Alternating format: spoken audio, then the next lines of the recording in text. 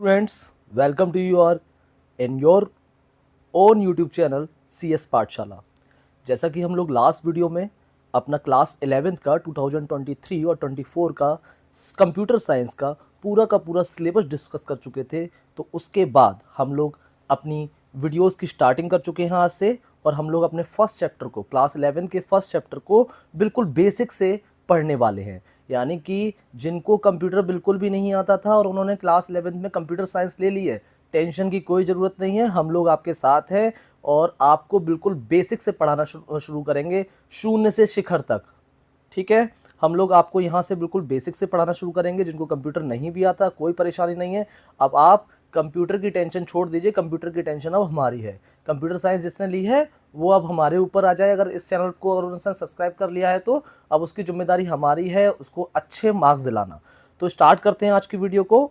आपका first chapter जो आपके हम लोगों ने लास्ट वीडियो में डिस्कस किया था, जिसने अभी अपना सिलेबस नहीं जाना है वो एक बार पुरानी वीडियो को देख ले और अपने पूरे सिलेबस को जान ले कि किस तरीके से उसको अपना सिलेबस कवर करना है। तो इसका जो फर्स्ट चैप्टर है वो है कंप्यूटर सिस्टम एंड ऑर्गेनाइजेशन। तो इस चैप्टर के अंदर जो हम पढ़ने वाले हैं वो मैंने पहले ऊपर मेंशन कर दिया है, basic computer organization, introduction to computer system, hardware and software. यानी कि बिल्कुल बेसिक हम लोग हार्डवेयर और सॉफ्टवेयर पढ़ने वाले हैं यहाँ पर। इसके बाद input devices, output devices, CPU, memory, units of memory, types of software और ऑपरेटिंग सिस्टम, ये सारी चीज़ों को हम इस चैप्टर के अंदर कवर करने वाले हैं। इन सारी चैप्टर्स को हम लोग यहाँ पर देखने वाले हैं। तो आइए इस वीडियो की शुरुआत करते हैं। तो इस चैप्टर का पहला टॉपिक है हमारा कंप्यूटर। यानी कि आप समझ सकते हैं हम लोग बिल्कुल कंप्यूटर की डेफिनेशन से स्टार्ट कर रहे हैं कि व्हाट इज़ कंप्यूटर। ये हम लोगों ने प्रीवियस क्लासेस में पढ़ा होगा, फोर्थ फिफ्थ थर्ड कहीं ना कहीं हमने पढ़ा होगा व्हाट इज़ कंप्यूटर। तो कंप्यूटर क्या है, सबसे पहले हमें यही जानना है कि all the component computer is an advance electronic device that takes raw data as input from the user and processes these data under the control of set of instruction called program that gives the results output and save output for the future use. It can process both numeric and non-numeric arithmetic and logical calculations.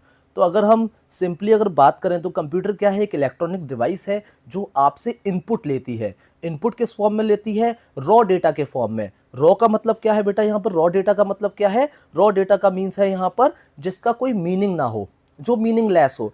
और computer का काम क्या है? उस data को process करना। यानी कि जो आपने रॉ डेटा उसके अंदर दिया है उसको पूरी तरीके से क्या कर देना, प्रोसेस कर देना। और प्रोसेस करने के बाद उसको एक इंफॉर्मेशन के रूप में हमें प्रोवाइड करना। इंफॉर्मेशन क्या है? यानी कि प्रोसेस करने के बाद, इसका एग्जांपल इस तरीके से ले सकते हैं कि जैसे आपके पास एक जूसर है, जूसर के बाद आप लोग उसने एक किसी ऑरेंज को डाला जूसर के अंदर, वो एक इनपुट हुआ, मशीन ने उसको प्रोसेस किया, प्रोसेस करने के बाद जो आपको जूस मिला वो क्या हुआ बेटा, उसका आउटपुट हुआ। तो कंप्यूटर कुछ इस तरीके से ही काम करता है जिसको हम कहते हैं आईपीओ साइकिल।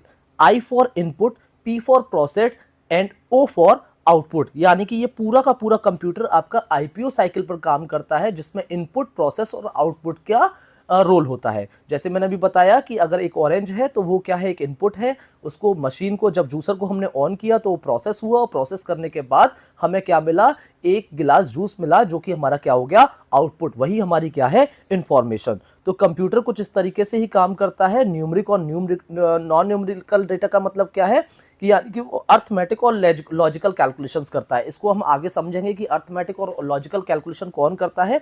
तो अभी आप कंप्यूटर इतना समझिए कि वो एक इनपुट ले रहा है, उसके बाद वो उस इनपुट पर प्रोसेस कर रहा है और उसके बाद आपको आउटपुट दे रहा है। तो ये हुई आपकी प्रॉपर कंप्यूटर की डेफिनेशन। अगर कंप्यूटर सिस्टम को समझते हैं तो कंप्यूटर सिस्टम क्या है बेटा, all the components of a computer system can be summarised with the simple equation computer hardware plus software plus user. यानी कि आपका जो कंप्यूटर है वो बेसिकली इन तीन चीजों से मिलकर बन रहा है। यहाँ पर ये आप देख सकते हैं, यहाँ पर ये कंप्यूटर आपका तीन चीजों से मिलकर बन रहा है, जहां पर हार्डवेयर, सॉफ्टवेयर और यूजर। अभी हार्डवेयर क्या है, हम लोग बचपन से सुनते आए हैं कि जिन चीज़ों को हम छू सकते हैं, जिन चीज़ों को हम देख सकते हैं, वो हार्डवेयर है। जिन चीज़ों को हम देख नहीं सकते, छू नहीं सकते, वो सॉफ्टवेयर है। लेकिन अभी हम क्लास 11th में आ गए हैं, तो हमें जो हमारे जितनी भी पेरिफेरल डिवाइसेस होती हैं, जो हम जब कभी कंप्यूटर लैब या हमने घर के लैपटॉप में देखते हैं या पीसी पर देखते हैं, तो जितनी भी चीज़ें हमें दिखाई दे रही होती हैं, यानी कि all the physical parts of the computer system, जितनी भी पेरिफेरल डिवाइसेस है, जैसे कीबोर्ड हो गया, माउस हो गया, मॉनिटर हो गया, यूपीएस हो गया, सीपीयू हो गया, these all are the hardware. और जो भी जिनकी हेल्प से हम कंप्यूटर के अंदर कोई ना कोई काम करते हैं, कोई ना कोई टास्क कंप्लीट करते हैं, वो सारी चीज़ें कौन होती हैं? वो सॉफ्टवेयर्स होते हैं। और यूज़र कौन होता है? यूज़र हम खुद होते हैं जो उस कंप्यूटर को यूज़ कर रहा होता है। ठीक है बेटा? तो कंप्यूटर सिस्टम इन तीनों चीज़ों से मिलकर बना होता है। एक आपका हार्डवेयर हो गया, एक आपका सॉफ्टवेयर हो गया, और एक आप खुद यूज़र हो गए जो जो इन हार्डवेयर और सॉफ्टवेयर को यूज़ कर रहा है। ठीक है बेटा? तो ये तीनों पार्ट हो गए, ये आपका हार्डवेयर हो गया, सॉफ्टवेयर हो गया और यूज़र हो गया। तो सॉफ्टवेयर क्या है बेटा? बेसिकली सेट ऑफ प्रोग्राम्स, यानी कि बहुत सारे प्रोग्राम्स को मिलाकर, जैसे मैंने हार्डवेयर अभी बताया आपको, all the physical parts of the computer system is called the hardware, यानी कि जो आपको आसपास दिखाई दे रहा है वो हार्डवेयर है। और सॉफ्टवेयर क्या है? Software is a set of programs, यानी बहुत सारे प्रोग्राम्स को मिलाकर जब हम एक जगह पर इकट्ठा करते हैं तो वो हमारे लिए क्या बन जाता है? सॉफ्टवेयर बन जाता है। और ये सेट ऑफ प्रोग्राम्स क्या है बेटा? ये है जो प्रोग्राम्स है हमारे, वो क्या है? सेट ऑफ इंस्ट्रक्शंस, जो हम छोटे छोटे इंस्ट्रक्शंस देते हैं उनको मिलाकर हम लोग क्या बनाते हैं? प्रोग्राम बनाते हैं। तो इसी से हमारा क्या बनता है? सॉफ्टवेयर। तो ये हुआ हार्डवेयर और सॉफ्टवेयर। और यूजर वो हो गया जो कंप्यूटर को ऑपरेट कर रहा है, हु ऑपरेट द कंप्यूटर। अब हम बात करते हैं यहाँ पर अगली चीज, कैरेक्टरिस्टिक्स ऑफ कंप्यूटर, यानी कि कंप्यूटर की कैरेक्टरिस्टिक्स क्या क्या हो सकती हैं। तो यहाँ पर आप देख सकते हैं कंप्यूटर की characteristics: speed, accuracy, diligence, versatility, huge memory. ये सारी की सारी कंप्यूटर की क्या है? कैरेक्टरिस्टिक्स है। यहाँ पर कुछ लैकिंग्स भी हैं कंप्यूटर की, जैसे कि no IQ and lack of decision making. सबसे हम पहले बात कर लेते हैं स्पीड की। तो हम कंप्यूटर की स्पीड का अगर कंपैरिजन ह्यूमन बीइंग के साथ करें तो वहाँ पर क्या होगा? कंप्यूटर की जो स्पीड है वो बहुत ज़्यादा हाई है, यानी कि वो हमसे बहुत तेज़ी से काम कर सकता है। कंप्यूटर को बनाया इंसान नहीं है, लेकिन उसकी स्पीड हमसे बहुत ज़्यादा है। जिस कैलकुलेशन को करने में हम बहुत टाइम ले सकते हैं, वो सेकंड्स में उन कैलकुलेशंस को सॉल्व कर सकता है। दूसरी उसकी कैरेक्टरिस्टिक्स क्या है? एक्यूरेसी। एक्यूरेसी का मतलब क्या है बेटा? कि जो कंप्यूटर आपको आउटपुट देगा तो वो क्या देगा? 100% एक्यूरेसी के साथ देगा। लेकिन कंडीशन क्या होनी चाहिए? कि आप इनपुट जो है वो राइट इंसर्ट करें। अगर आप लोगों ने इनपुट अगर गलत किया तो डेफिनेटली आपको आउटपुट भी रॉन्ग मिलेगा। तो पहली चीज है स्पीड, सेकंड है एक्यूरेसी, थर्ड है डिलीजेंस। डिलीजेंस का मतलब क्या है बेटा? वो थकता नहीं है, बोर नहीं होता है। आप लोग क्या होते हैं, कई बार काम करके थक जाते हैं, हम लोग पढ़ा कर थक जाते हैं, तो लेकिन कंप्यूटर क्या है? 24 आवर्स तक वर्क कर सकता है। इसके बाद है वर्सेटैलिटी। वर्सेटाइल का मतलब क्या है? कि वो वर्सेटाइल है, वो कुछ भी कर सकता है। आप उस पर गेम खेल सकते हैं, आप उस पर कैलकुलेशन कर सकते हैं, आप उस पर सॉन्ग सुन सकते हैं, मूवीज़ देख सकते हैं, एंटरटेन हो सकते हैं। यानी कि सारे के सारे काम जो कंप्यूटर ईजिली कर सकता है, यानी बहुत सारे काम एक साथ कर सकता है, वही क्या है? इसका वर्सेटाइल है। इसके बाद आती है ह्यूज मेमोरी। ह्यूज मेमोरी का मतलब क्या है? कि ये आप जितना याद कर सकते हैं उससे बहुत ज़्यादा अपने अंदर स्टोर कर सकता है। हमारी ये कैपेसिटी है कि हम उतना ही याद रख पाते हैं, हम छोटी छोटी चीज़ों को भूल जाते हैं। लेकिन कंप्यूटर के अंदर एक बार अगर आपने डेटा स्टोर कर दिया, उसकी हार्ड डिस्क में स्टोर हो गया, तो आप उसे कभी भी देख सकते हैं। ठीक है? इसके बाद इसकी जो लैकिंग्स है वो क्या है? नो आईक्यू, यानी कि उसके अंदर अपना कोई आईक्यू नहीं है। जितना आपने उसको काम बता दिया है वो उतना ही काम कर पाएगा, अपना दिमाग नहीं लगा पाएगा। आईक्यू लेवल क्या है कंप्यूटर का? 0 है। ठीक है? ये एक डिसएडवांटेज भी है कंप्यूटर का। दूसरा है lack of decision making. Lack of decision making का मतलब क्या है? कि वो अपने आप कोई डिसीजन नहीं ले सकता है। ठीक है? जितना उसको पता है वो अपना विवेक यूज नहीं करेगा, अपना दिमाग, अपना माइंड, अपना ब्रेन यूज नहीं करेगा। जितना उसको पता है वो उस तरीके से वहां पर काम करेगा, ह्यूमन बीइंग की तरह नहीं सोच सकता है। लेकिन आने वाले टाइम में अभी एआई टेक्नोलॉजी जैसे आप देखते जा रहे हैं, तो वो भी अब इम्प्रूव होता जा रहा है। अब सोचने समझने की भी क्षमता अब कंप्यूटर के अंदर आती जा रही है। चलिए, फिलहाल ये कैरेक्टरिस्टिक ऑफ कंप्यूटर है, तो यहाँ पर हम यही पढ़ेंगे। इसके बाद आता है आपका फंक्शनल यूनिट ऑफ कंप्यूटर, यानी कि कंप्यूटर फंक्शन, जो उसका फंक्शन है वो किस तरीके से वर्क करता है। तो पहला है इसका इनपुट यूनिट, सेकेंड है central processing unit, storage unit and output unit. तो यहाँ पर आप देख रहे हैं कि कंप्यूटर का जो फंक्शन है वो किस तरीके से काम कर रहा है। कि सबसे पहले इनपुट करा रहा है हमसे, जैसे मैंने अभी आपको बताया आईपीओ साइकिल, वो यही आईपीओ साइकिल है कि सबसे पहले हमसे इनपुट लिया जा रहा है, सीपीयू क्या कर रहा है? उसको प्रोसेस कर रहा है। स्टोरेज यूनिट क्या कर रहा है? जो भी हम उसके अंदर डेटा इंसर्ट करा रहे हैं उसको स्टोर करा रहा है, और आउटपुट हमको रिजल्ट देख रहा है। तो देखिए ये आपको यहाँ पर ग्राफिकली देख सकते हैं आप यहाँ पे इनपुट यूनिट क्या काम कर रही है, the data and instructions for their processing are entered into the computer. तो आप यहाँ पर देख सकते हैं, ये आपको दिखाई दे रहा होगा कि यहाँ पर इनपुट डिवाइस के थ्रू यहाँ पर ये डेटा इनपुट कराया जा रहा है। ये पूरा क्या है, आपका एक सीपीयू है जहां पर आपकी एक कंट्रोल यूनिट है, एक ये एएलयू है जहां पर आपका अर्थमेटिक लॉजिक यूनिट है, इसके बाद मेमोरी यूनिट है जहां पर आपका डेटा स्टोर हो रहा है, इसके बाद आपको यहां पर रिजल्ट मिल रहा है आउटपुट डिवाइस के थ्रू। तो यहां पर सबसे पहले आपको इनपुट डिवाइस के थ्रू यहां पर क्या देना है, आपको इनपुट देने हैं। इसके बाद सीपीयू है, उसके दो पार्ट हैं, कंट्रोल यूनिट एंड एएलयू। यानी कंट्रोल यूनिट का मतलब क्या है, सीयू जो आपके पूरे कंप्यूटर सिस्टम को कंट्रोल करके रखता है, सारी जिम्मेदारी इसी की है कि कैसे कंट्रोल करना है। एएलयू का काम क्या है, अर्थमेटिक लॉजिक यूनिट। इसका मतलब क्या है, जितनी भी आपके कंप्यूटर के अंदर कैलकुलेशंस हो रही हैं, arithmetic calculations, addition, subtraction, division, multiplication, ये सारी जिम्मेदारी एएलयू की है और यही इन कैलकुलेशंस को करता है। इसके बाद में यहाँ पर जो डेटा आप स्टोर करा रहे हैं, वो जो स्टोर हो रहा है वो मेमोरी यूनिट के थ्रू हो रहा है। आगे हम डिस्कस करेंगे कितने टाइप की मेमोरी होती है, बेसिकली दो टाइप की होती है, प्राइमरी एंड सेकेंडरी, वो हम आगे डिस्कस करेंगे। इसके बाद आती है आपकी आउटपुट यूनिट। आउटपुट यूनिट का मतलब क्या है बेटा, जिन यूनिट्स के, जिन डिवाइसेस के थ्रू आपको इंफॉर्मेशन मिल रही है, डेटा मिल रहा है, आउटपुट मिल रहा है, वही हमारी क्या है, आउटपुट डिवाइसेस है। तो थोड़ी हम लोग इनपुट डिवाइस और आउटपुट डिवाइसेस के बारे में भी जान लेते हैं, थोड़ा सा इसके बारे में डिस्कस कर लेते हैं। तो they are stored in a memory storage unit, for example keyboard, mouse, scanner, mic, digital camera, joystick, track ball, light pen, barcode reader, OMR, OCR, MICR etcetera. यानी बहुत सारी इनपुट डिवाइसेस हैं। जैसे कीबोर्ड आप लोग सब फैमिलियर है, keyboard क्या है, कई कीज़ होती हैं, उन कीज़ के थ्रू हम लोग कुछ भी प्रेस करते हैं वो आपके कंप्यूटर के अंदर इंसर्ट हो जाता है। इसके बाद माउस है, आप लोग सब लोग जानते हैं कि ऑप्टिकल माउस आजकल यूज़ हो रहे हैं। उसमें एक पॉइंटर होता है, पॉइंटर की हेल्प से आप जिस चीज़ को क्लिक करते हैं उसमें दो बटन होते हैं, लेफ्ट और राइट, और बीच में एक स्क्रॉल बटन होता है जिससे आप चीज़ों को स्क्रॉल कर सकते हैं।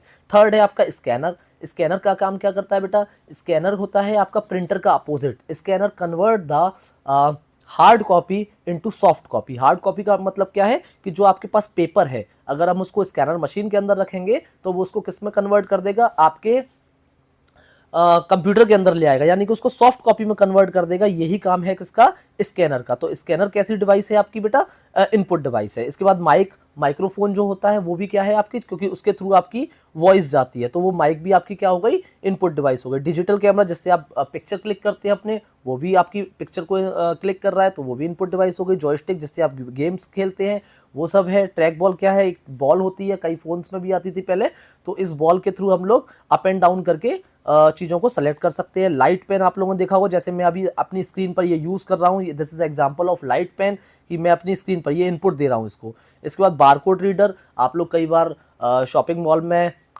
शॉपिंग करने जाते हैं, जब आप प्रोडक्ट परचेज करते हैं तो वहाँ पर जब बिल बनाया जाता है तो वहाँ पर वो उसको स्कैन करते हैं, तो वो जो स्कैन करते हैं जो डिवाइस होती है उसी को बारकोड रीडर कहते हैं, क्योंकि प्रोडक्ट पर क्या होता है, एक बारकोड लगा होता है। उस बारकोड को स्कैन करने के लिए जिस डिवाइस का यूज़ किया जाता है वही हमारी होती है बारकोड रीडर। इसके बाद आता है ओएमआर। ओएमआर क्या होता है, ऑप्टिकल मार्क रीडर। इसका मतलब क्या है कि जितने भी आप ओएमआर शीट कभी एग्जाम देने जाते हैं तो वहाँ पर जो ओएमआर आपसे फिल कराई जाती है, वो जो चेकिंग होती है वो एक डिवाइस के थ्रू होती है और जिसका नाम होता है ओएमआर, यानी ऑप्टिकल मार्क रीडर। इसके बाद है ओसीआर है, एमआईसीआर है। एमआईसीआर आपने देखा होगा, मैग्नेटिक इंक कैरेक्टर रीडर, जो आपके बैंक के चेक होते हैं, बैंक के चेक होते हैं उस पर नीचे जो स्पेशल नंबर लिखे जाते हैं वो एमआईसीआर से ही चेक किए जाते हैं। तो these all are the input devices. ये सारी की सारी डिवाइसेस कौन सी है, इनपुट डिवाइसेस है। इसके बाद आता है आपका central processing unit. CPU is the brain of the computer. आप लोग बचपन से सुनते आए हैं कि सीपीयू जो होता है वो कंप्यूटर का ब्रेन होता है। It consist of 3 components, ALU, CU and registers. यानी ये 3 चीजों से मिलकर बना होता है। जैसे मैंने अभी 2 चीजें आपको बताई थी, एएलयू एंड सीयू। सीयू का काम है कंट्रोल करना, कंट्रोल यूनिट है। एएलयू है अर्थमेटिक लॉजिक यूनिट, इसका काम होता है बेटा आपकी जितनी भी कैलकुलेशंस है उनको करना। तो ALU performs calculations and logical operations such as comparison and decision making. CU manages and coordinates all other units of the computer, and registers are temporary storage element that facilitates the functions of CPU। तो इस तरीके से ये CU, ALU और register यहाँ पर काम करते हैं। इसके बाद आता है आपका स्टोरेज यूनिट, जो आपने, जैसे मैंने पहले भी अभी बताया कि जो आपने इनपुट किया उस डेटा को जो स्टोर अपने पास करेगा वो किसके अंदर होगी, स्टोरेज यूनिट के अंदर होगी। इसके बाद आउटपुट। जिसके थ्रू आपको आउटपुट मिलता है। यहाँ पर कुछ आउटपुट जो डिवाइसेस हैं वो यहाँ पर मेंशन करी गई हैं, आप देख सकते हैं। जैसे ये आपको दिखाई दे रही होंगी यहाँ पर आउटपुट डिवाइसेस, ये कौन सी है? मॉनिटर है, प्रोजेक्टर है, साउंड स्पीकर है, प्लॉटर है एंड प्रिंटर है। ये सारी की सारी कॉमन डिवाइसेस है जिनको आप देख सकते हैं। जैसे मॉनिटर आप लोग जानते हैं कौन कौन से मॉनिटर हैं। जो सबसे पहले मॉनिटर यूज़ हुआ करते थे वो आपके एक CRT मॉनिटर यूज़ हुआ करते थे, कैथोड रे ट्यूब, जिसको जो आप बड़ी सी पिक्चर हुआ करती थी, जो टीवी भी आती थी पहले, तो उनको CRT मॉनिटर कहते थे। उसके बाद LCD आया आपका, लिक्विड क्रिस्टल डिस्प्ले। इसके बाद LED आया, लाइट इमिटिंग डायोड। और अभी OLED आ चुका है, यानी कि ऑर्गेनिक लाइट इमिटिंग डायोड। तो इस तरीके से ये आपके मॉनिटर होते हैं जिनके थ्रू आप स्क्रीन पर देखते हैं कोई भी रिजल्ट, कोई भी आउटपुट आप स्क्रीन पर देखते हैं। इसके बाद आपका प्रोजेक्टर है, जो आप लोग फुल स्क्रीन पर, बड़ी स्क्रीन पर जब आप देखते हैं किसी चीज़ को तो प्रोजेक्टर के थ्रू देखते हैं। इसके बाद स्पीकर, आप लोग सब लोग जानते हैं कि स्पीकर से साउंड आता है तो वो आउटपुट डिवाइस है। प्लॉटर क्या होता है बेटा? प्लॉटर जो बड़े बड़े होर्डिंग्स बनते हैं उनकी जो प्रिंटिंग होती है वो इसी डिवाइस से होती है, प्लॉटर डिवाइस से। तो ये भी एक आउटपुट डिवाइस है। इसके बाद प्रिंटर है। प्रिंटर आप लोग सब लोग जानते हैं कि जिनसे पेपर प्रिंट करे जाते हैं, यानी कि ये स्कैनर का अपोजिट होता है। Printer convert the soft copy into hard copy, जबकि स्कैनर जो था वो क्या कर रहा था? Hard copy to soft copy. तो प्रिंटर आपके यहाँ दो तरीके के होते हैं, इम्पैक्ट प्रिंटर और नॉन इम्पैक्ट प्रिंटर। तो इम्पैक्ट प्रिंटर बेटा वो प्रिंटर होते हैं जो पेपर को टच करके वर्क करते हैं, और नॉन इम्पैक्ट प्रिंटर वो प्रिंटर होते हैं जो पेपर को विदाउट टच किए काम करते हैं, यानी कि जो पेपर की प्रिंटिंग हो रही है, जैसे लेज़र प्रिंटर हो गया, है ना। और अगर मैं इम्पैक्ट प्रिंटर की बात करूं तो डॉट मैट्रिक्स प्रिंटर हो गया, जो पुराने टाइम में चलते थे, जो आपने रेलवे स्टेशन पर कई बार देखे होंगे, कई ऑफिसेज में अभी भी लगे हुए हैं। तो उसमें क्या होता है, एक साउंड प्रोड्यूस होता है और उसके साथ साथ जो पेपर है वो टच करके काम करता है, तो वो एक इम्पैक्ट प्रिंटर है। तो इसकी एक सिंपल सी पहचान यही है कि अगर पेपर को टच करके वर्क कर रहा है तो वो इम्पैक्ट प्रिंटर है, और पेपर को टच करके अगर उसकी प्रिंटिंग रिबन जो है वो पेपर को टच नहीं कर रही है तो वो नॉन इम्पैक्ट प्रिंटर है। इसके बाद बात कर लेते हैं हम मेमोरी ऑफ कंप्यूटर की। तो computer refers to the place where to data is store temporary और परमानेंटली। तो ये बहुत इंपॉर्टेंट चीज़ है। यहाँ पर जो डेटा आपका स्टोर हो रहा है वो दो तरीके से हो रहा है, एक तो टेम्पररी स्टोर हो रहा है और एक परमानेंटली स्टोर हो रहा है। तो computer memory is basically of two type, एक तो होती है प्राइमरी मेमोरी और एक होती है आपकी सेकेंडरी मेमोरी। तो प्राइमरी मेमोरी को ही मेन मेमोरी बोला जाता है। ये आप याद रखिएगा, ध्यान रखिएगा इस बात को कि primary memory is the main memory. तो प्राइमरी और main memory stores information, data and instructions, यानी कि जितनी भी इंफॉर्मेशंस होती है उसको स्टोर करने का जो काम होता है वो किसका होता है? प्राइमरी मेमोरी का होता है। सेकेंडरी मेमोरी जो होती है वो आपकी सेकेंडरी मेमोरी होती है। Stores the data permanently for future retrieval, यानी कि जो फ्यूचर के लिए, लॉन्ग टर्म के लिए जब आप डेटा को स्टोर करते हैं वो किसके अंदर करते हैं? आप सेकेंडरी मेमोरी के अंदर स्टोर करते हैं। जैसे अगर मैं आपको ह्यूमन से अगर कंपैरिजन कराऊं तो अभी जैसे आप प्रेजेंट में जो चीज़ें पढ़ते हैं वो कई बार भूल जाते हैं। जैसे कल ही आपने कोई चीज़ पढ़ी और आज आपको उसको भूल गए, तो this is the example of primary memory, कि आपने टेम्पररी लेवल पर वो स्टोर किया और फिर वो आपको थोड़े समय बाद भूल गए। लेकिन अभी मैं आपसे अगर क्वेश्चन पूछूं कि A फॉर, B फॉर, तो आप तुरंत बोलना शुरू कर देंगे कि A for apple, B for ball, C for cat, D for dog, ये बोलना शुरू कर देंगे। बिकॉज ऑफ कि आपका ये जो डेटा है वो आपने परमानेंट स्टोरेज में स्टोर कर रखा है ना। आप लोगों ने उसको बिल्कुल परमानेंट स्टोरेज में कर रखा है। तो आप जब भी आपसे पूछा जाएगा तो A फॉर एप्पल ही बोलना शुरू करते हैं आप, B फॉर बॉल ही बोलना शुरू करते हैं, C फॉर कैट बोलेंगे, D फॉर डॉग बोलेंगे। तो ये क्यों करेंगे? क्योंकि हमारे पहले से ये स्टोर है, हमारे माइंड में स्टोर कर दिया गया, ये परमानेंट स्टोर है ना। तो ये किसका एग्जाम्पल हो गया? आपका सेकेंडरी मेमोरी का हो गया कि ये फ्यूचर टाइम हो गया। आप जब तक आप जीवित हैं तब तक आपको ये for apple, B for ball याद ही रहेगा, ठीक है। तो ये किसका एग्जाम्पल हो गया? एक सेकेंडरी मेमोरी का एग्जाम्पल हो गया। अब बात कर लेते हैं कि प्राइमरी मेमोरी के अंदर कौन कौन सी मेमोरी आती हैं।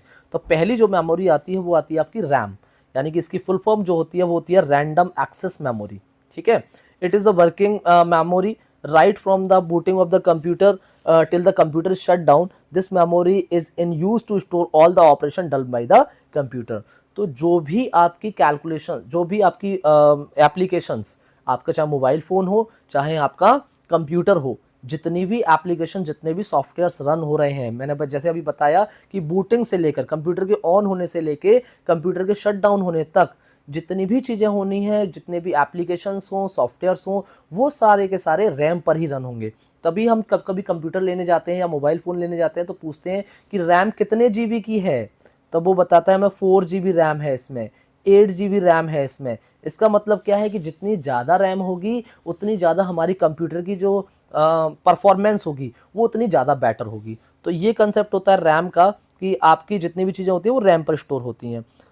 एक बहुत इंपॉर्टेंट चीज़ कि ये डेटा को टेम्परेरी स्टोर करती है, और इसको बोला जो जाता है, इस टर्म को हमेशा याद रखिएगा, ये बहुत बार पूछा जाता है और हमारी जनरल नॉलेज में भी होना चाहिए, वॉलेटाइल मेमोरी। इस वॉलेटाइल का मतलब क्या होता है? इसका मतलब यही है, इट होल्ड्स डेटा टेम्परेरी। इसका मतलब ये है कि जैसे आप कंप्यूटर पे वर्क कर रहे हैं और अचानक आपका कंप्यूटर शट डाउन हो जाता है, तो जैसे ही शट डाउन होगा तो आप जब कंप्यूटर को ऑन कर रहे होते हैं, दोबारा ऑन करते हैं, तो जो आप वर्क कर रहे होते हैं वो सारा का सारा वहाँ से हट जाता है, इरेज हो जाता है। क्यों हो जाता है? क्योंकि वो उसकी टेम्परेरी मेमोरी में था, आपने उसको परमानेंट नहीं किया था। आप जब ऑन करेंगे तो वो वहाँ से डेटा इरेज हो जाएगा, हट जाएगा। इसका मतलब क्या है कि RAM is a volatile memory, है ना। जब वॉलेटाइल जो मेमोरी होती है वो वहाँ से रिमूव हो जाती है। So it is use to primary storage in computer to hold active information of data information.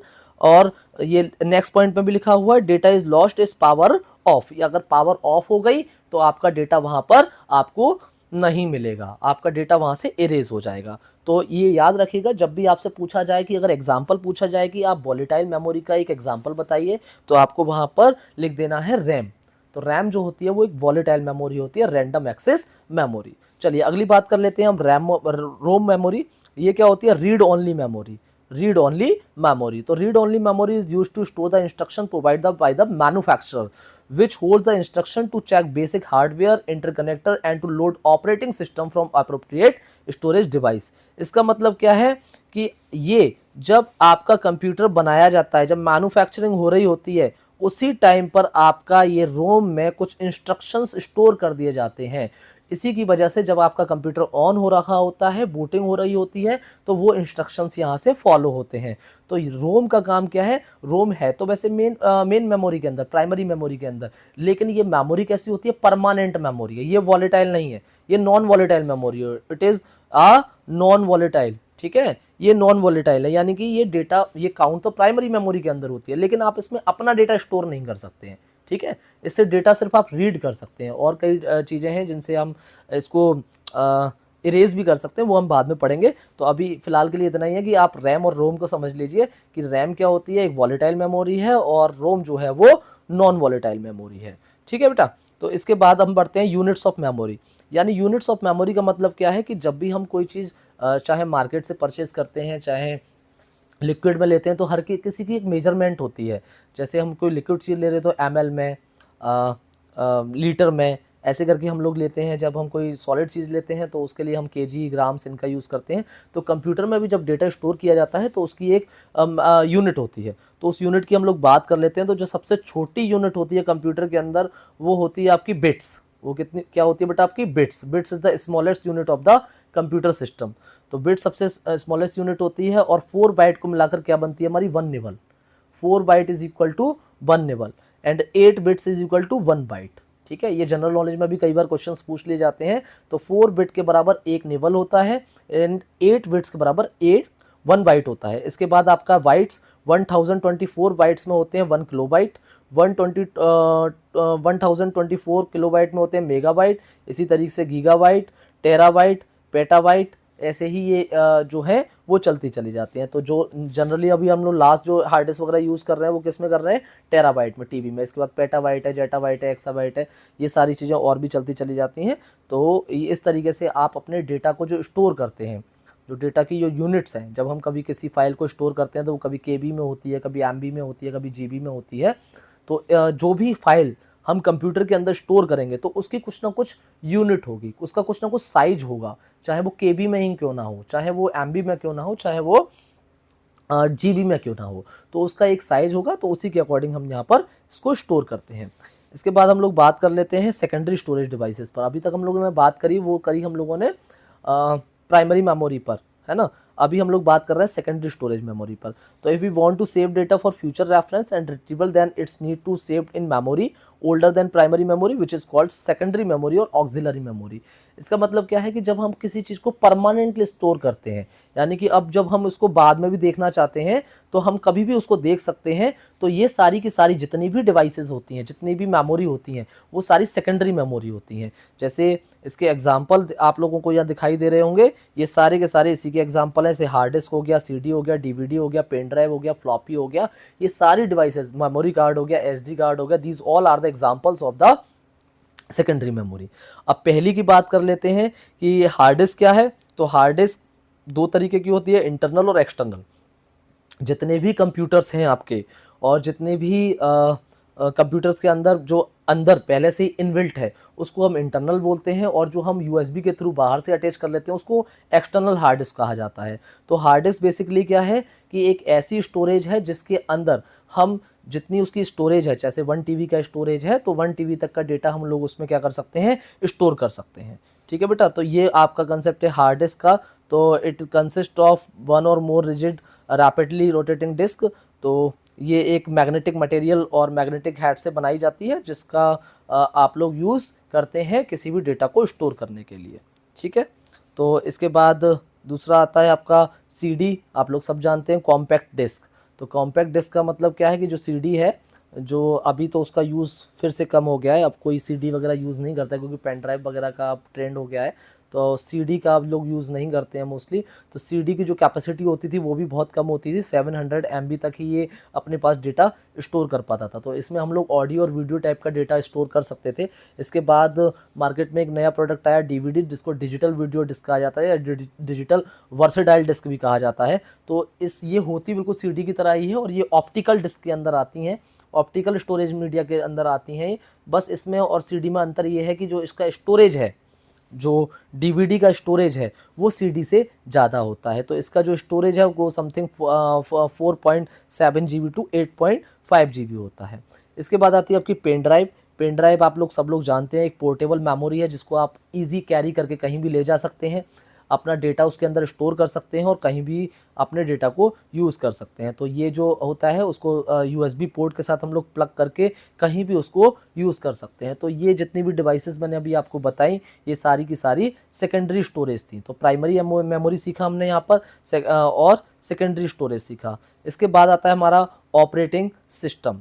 तो अब नेक्स्ट वीडियो में हम लोग ऑपरेटिंग सिस्टम को डिस्कस करेंगे कि ऑपरेटिंग सिस्टम क्या होता है, कैसे वर्क करता है। आज की वीडियो में इतना ही, और जैसे ही ये चैप्टर ख़त्म होगा हम इसके कुछ क्वेश्चंस भी आपको देंगे जिससे आप लोग अपने चैप्टर की तैयारी को जान पाएँ कि हम लोग कितना कर पाएँ। तो हर वीडियो के बाद आपको कुछ क्वेश्चंस भी मिलेंगे सॉल्व करने के लिए, और अगर आप चाहेंगे, अगर आपका सपोर्ट आगे भी रहा तो मैं आपको नोट्स भी प्रोवाइड करा दूंगा इन सारे चैप्टर्स के, क्लास 11th के, क्लास 12th के, इन सारे क्लासेस के जो नोट्स हैं सब्जेक्ट के वो भी मैं आपको प्रोवाइड करा दूंगा।